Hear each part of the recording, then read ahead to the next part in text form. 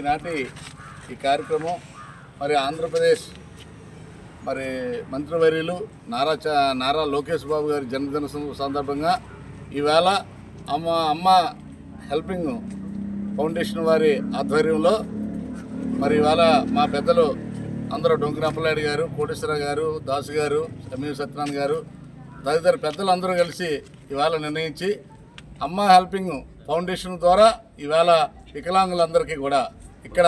ఈ కార్యక్రమం పెట్టి బస్సు పాసులు ఇప్పించి మరి అలాగే వారందరికీ తెలియని విషయాలు తెలియపరిచి వాళ్ళందరికీ సర్టిఫికెట్లు వచ్చే విధంగా కూడా కృషి చేయడానికి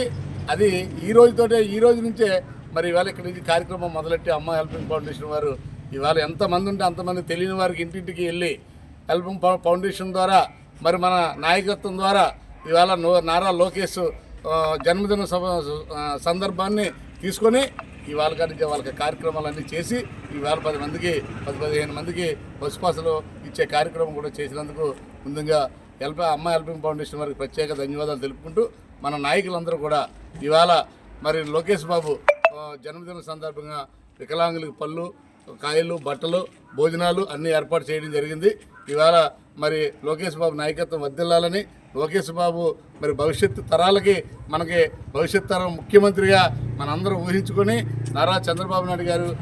తాతయ్య ఎన్టీ రామారావు గారి పేరు నిలబెడతారని వారి నాయకత్వ లక్షణాలు పుచ్చుకొని ఈ రాష్ట్ర అభివృద్ధికి బ్రహ్మాండంగా పాటుపడతారని మా కార్యకర్తలందరూ కూడా బుచ్చిపేట మండల